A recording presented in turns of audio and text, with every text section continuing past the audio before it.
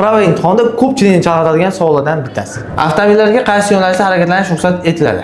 Bu savoldan juda ko'pchilik bizda xato belgilab, tortishib va Instagram profilimizda ham juda ko'pchilik talashgan savol hisoblanadi. Ya'ni bu yerda birinchi qarashimiz kerak bo'lgan narsa belgi, ya'ni chorrahadan harakatlanish yo'nalishi.